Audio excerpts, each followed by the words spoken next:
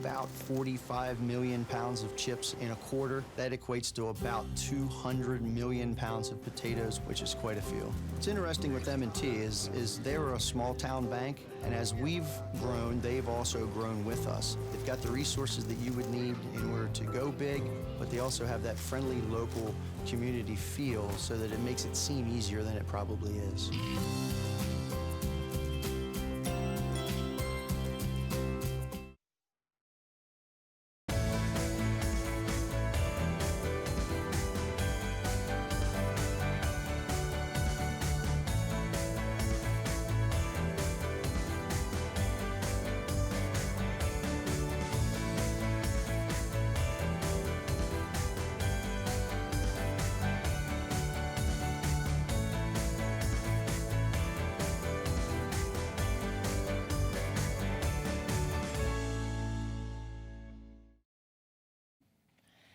Hello, and welcome to Candidates Up Front.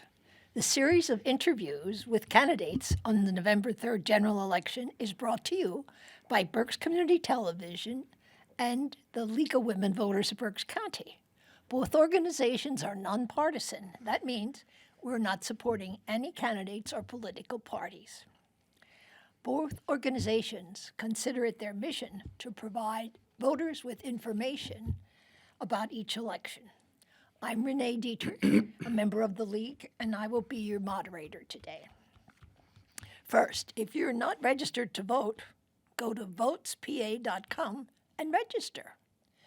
VotesPA is both in English and Spanish. You have until October 19 to register, but the smart thing is, do it now.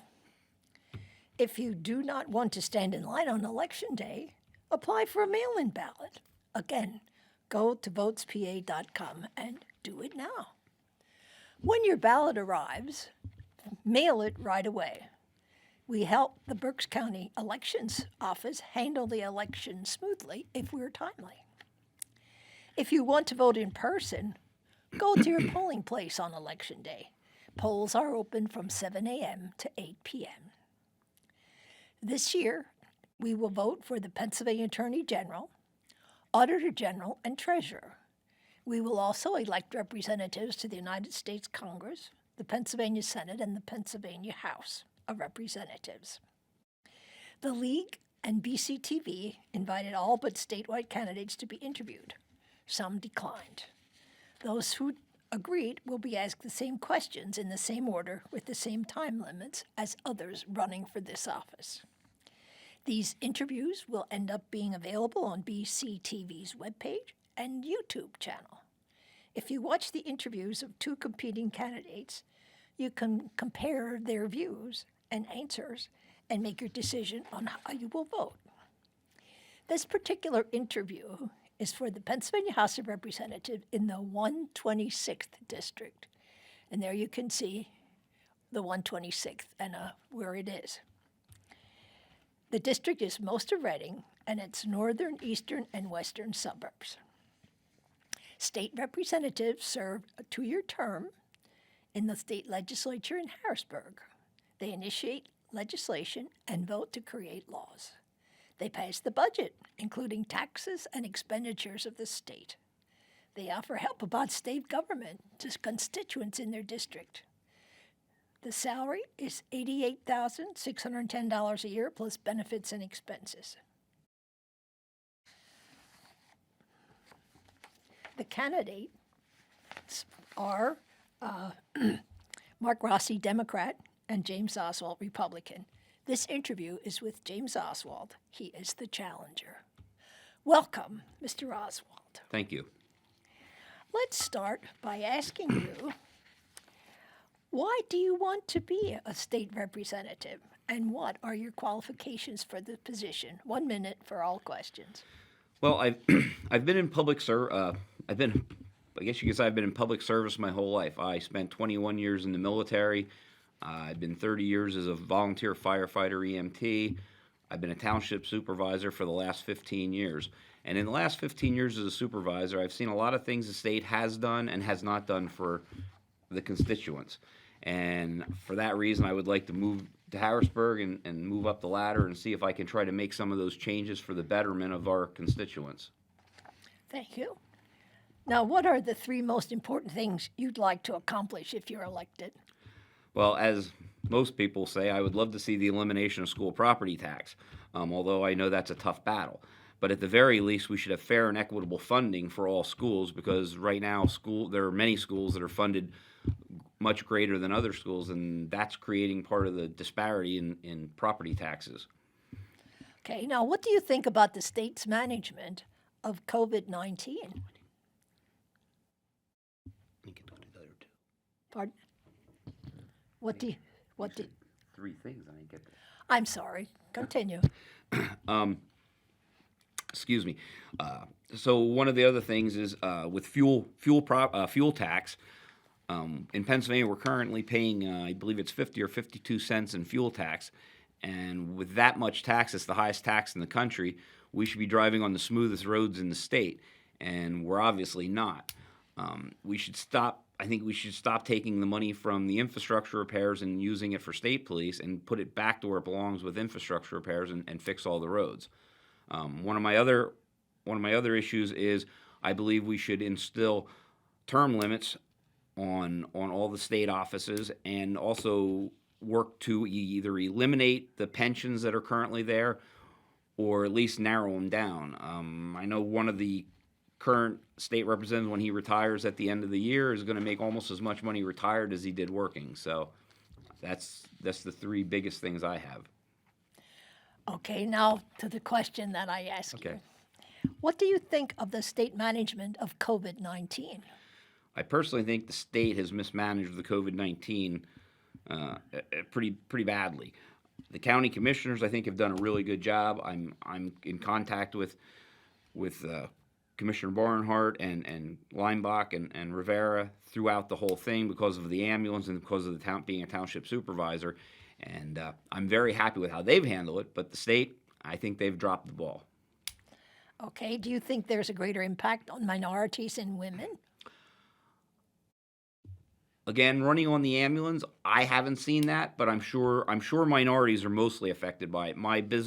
I'm a self-employed business owner. My business is in downtown Reading, and I see the minorities around my business, and they do not seem to take it as seriously. They don't wear the masks, the social distancing, and so that all adds into part of the problem. Okay. Now let's change the subject. There's currently no county health department in Berks County. Do we need one? And who should pay for it? I, at this point, don't feel we need one.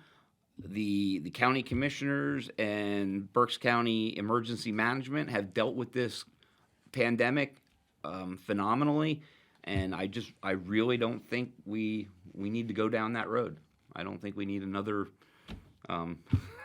another entity to take money out of the taxpayers' pockets. Okay. Now, following the census, state legislators will redraw district lines for state and federal offices. This has led to gerrymandering.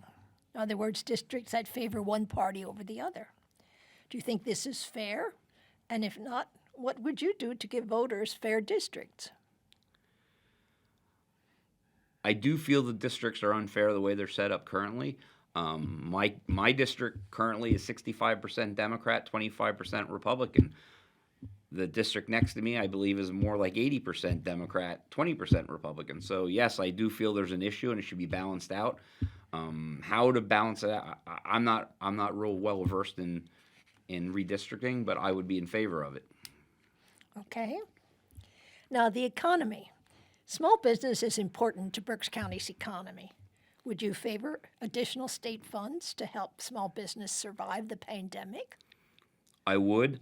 I'd be more inclined to open the businesses back up. I'm friends with quite a few restaurateurs, and they work on a thin profit margin, and the current rules are just killing these restaurants. By holding them at 25% and then 50%, and not being allowed to serve alcohol after 10 o'clock. It's just, they have to open things up. You have to have a balancing point where you where yes, you need to be safe, but yes, you also need to keep these businesses running. If these businesses close, these are these people's livelihoods. They've invested their whole lives in these businesses, and if they're gone, where do they go from there? So do you think the state should provide additional funding? Yes. Okay. Talking about money, do you support raising the minimum wage? And what should that wage be? I believe that minimum wage should be raised incrementally. As far as coming up with a number, I would rather not say a number at this point. My problem is that yes, the minimum wage currently will not sustain a family, but on the flip side, if you go to $15 an hour right off the bat, a junior in high school making $15 an hour, I don't know if that's fair considering someone who might have been doing the same job for 20 years is only going to make that same $15 an hour. Okay. What should be done to prevent evictions and address homelessness during this pandemic? Well, those that were laid off because of the pandemic are receiving the extra $600. So they should be able to make their rent, assuming they're getting that extra $600 and budgeting their money correctly. The problem I see it is you also have landlords that they have bills to pay too. So I feel sad. I feel bad to evict the people, and yes, we need to figure out how to control the evictions. But on the other side, the landlords need to be able to get their money because they have debt to pay too.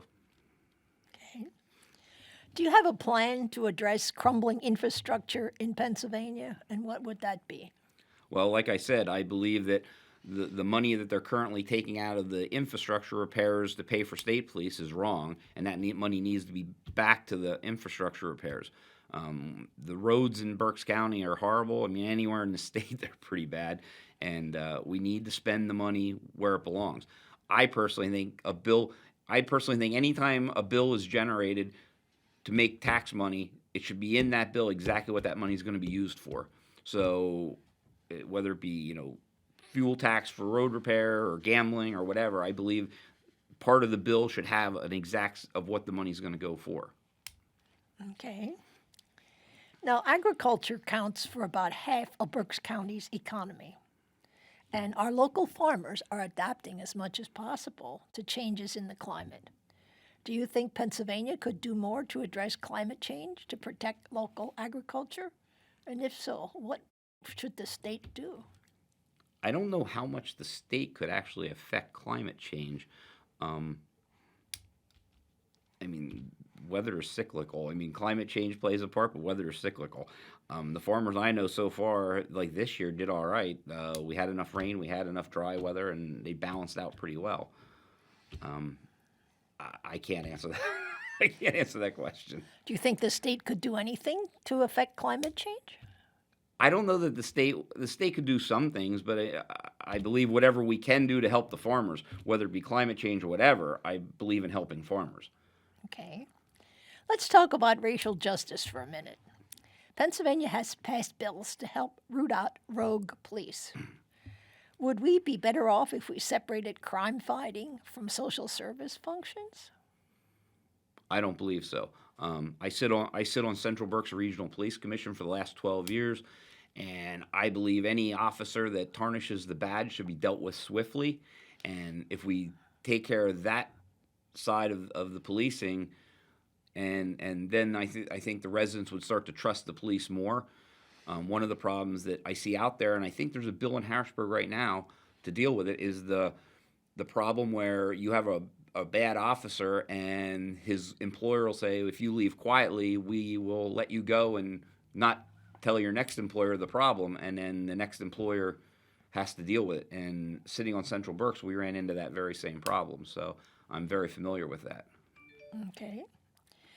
Do you believe there's systematic racism in Pennsylvania? And how could we help change it? I believe, there's a certain amount of racism everywhere, but racism goes, it's what your definition of racism is. Racism can go both ways. It can, go black to white, white to black, Hispanic to black. It can go back and forth. Of course there's racism. People just need to learn to accept each other for who they are and work from there. Okay. Now we're going to talk a little bit about funding.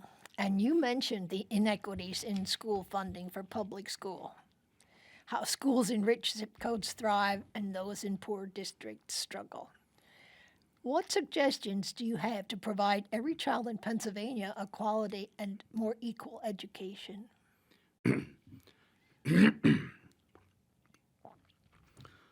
I see it as simple, and maybe it's a lot more difficult than I project it.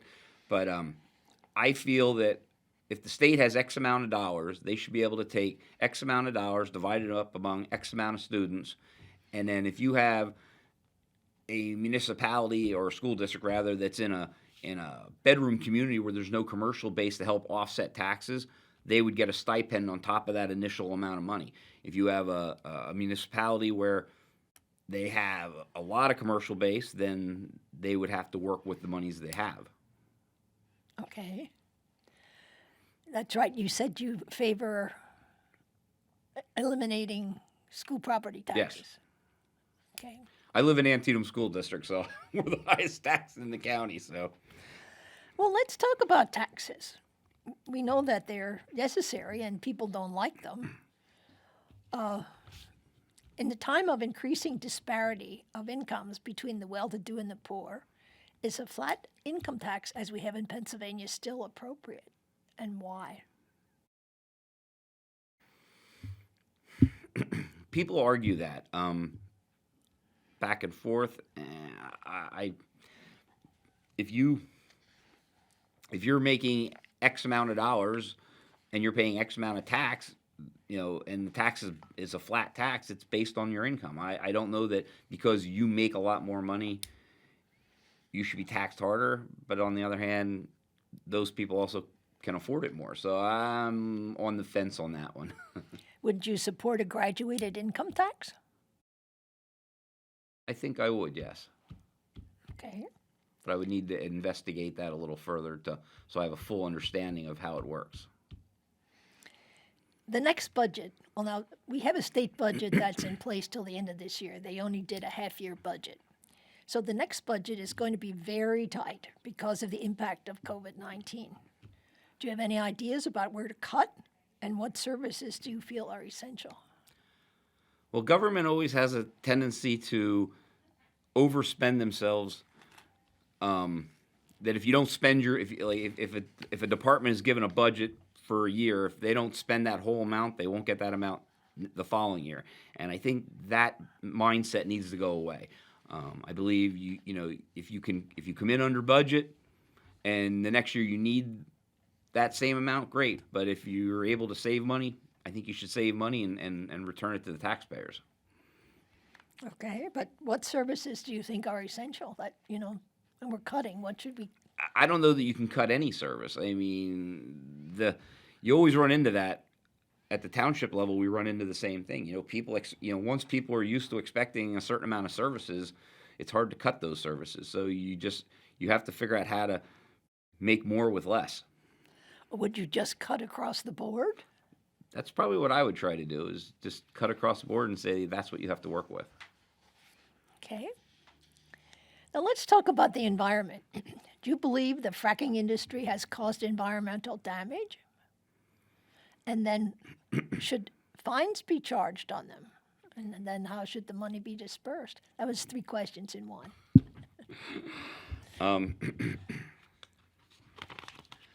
I would say I would have to believe that there's some, I've never really researched fracking to see how it's done, but what little bit I understand of it, they're injecting things into the ground to be able to bring the gas out. So I would assume there has to be a certain amount of environmental damage being done.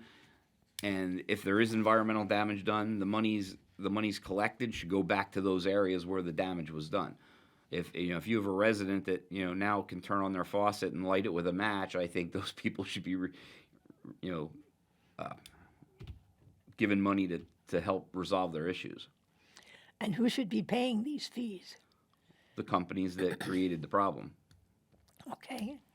Do you think Pennsylvania should decrease the use of fossil fuels and carbon emissions? At some point in time, we're going to have to shy away from them, but I just don't see that happening anytime soon. I mean, we've watched, solar come under other presidents. We've watched money get dumped into solar companies and windmill companies, and they went out of business and took our money and ran. So, unfortunately, fossil fuels are still very effective, and we just have to work with them. What would be a reasonable time frame to do that?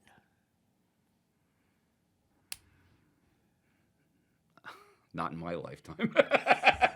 Can I use that? No, I don't know. I mean, the problem is especially in Pennsylvania, Pennsylvania is heavy in coal, so there's a lot of workers that would be out of work if we got rid of coal. So I mean, it's a double-edged sword. You try to protect the environment, but if you put 100,000 workers out of work without a replacement job for them, did you solve anything? Okay. Violence. There's a lot of discussion about peaceful protests, and some of it has led to violence. As a legislator and lawmaker, what do you think your role should be to reduce violence in our communities? I think the penalties for if people want to protest peacefully, I have no problem with that. But as soon as the first stone is thrown or the first window is broken, all bets are off. Then they should be arrested, and the bails should be set high enough to make them. If they have to sit there, they have to sit there, because we just can't have people running around town, and destroying other people's property. Okay. Talk about the election. There's a lot of questions about the process, like mail-in ballots and absentee ballots and deadlines. What's your thought about the ability of Pennsylvania to conduct a fair and timely election? Well, my opinion is that it's called Election Day for a reason, not election week, election month, election year. I personally believe anyone who can go to a polling place in person should go to a polling place in person. If you're handicapped or have a disability where you can't get there, fine. I have no problem with a mail-in ballot. If you're serving overseas in the military, I have no problem with sending in an absentee ballot. But people that just want to mail in a ballot because it's easier, I have a problem with that. The voting is supposed to be your most important right. And if it's truly your most important right, you would think you would crawl through a swamp naked to get to that precinct to vote. And that's the way I feel. And so I'm not really in favor of mail-in ballots. If there is a way to do it that they can see all the ballots and add them up quickly, great. But if it's going to take a week to 2 weeks after the election, I'm not in favor of that. Okay. Pennsylvania legislature is often thought to be too large, and there have been bills to reduce the size of it and also put term limits in. What's your opinion about reducing the size of the Pennsylvania legislature and instituting term limits? I'm in favor of shrinking the number of representatives. I don't believe we need that big a legislature. I'm also in favor of term limits. I believe 12 years should be the limit. That'd be 2 terms for a senator, 6 terms for a state rep. And I also believe there should be either no pension or a very little pension at the end of that 12 years. Okay. Now, we don't have much time left, so I'm going to ask you to make a closing statement, and you can have 90 seconds on this one. Okay. I feel that there's a lot of things in the state that need to be changed, and currently there's myself, another state rep in the next district over from me, and another person running for Senate, and we've been working as a team. And if the 3 of us get elected, we would like to make a push to make the changes that we see need to be changed. Term limits is one of the things. Pension elimination for the elected officials, or like I said, a minimum pension is one of the things. We're all 3 are in favor of elimination of school property tax. And I'm just looking forward to trying to get to Harrisburg in November and get working on those changes. As a township supervisor, I was the guy that went down to the township building in the middle of a snowstorm to fix my trucks because that's the kind of guy I am. And in Harrisburg, I'll be the same type of guy. I'll be the guy that'll get my hands dirty if I have to fix a problem. And I don't care how long it takes or how late I have to stay. Okay. I just want to thank you very much for coming out to talk to us today. And I want to remind people that if you want to vote in person, your polling place will be open on Election Day from 7 a.m. to 8 p.m. The League always tells you that your vote is your voice. Remember to say something on Election Day.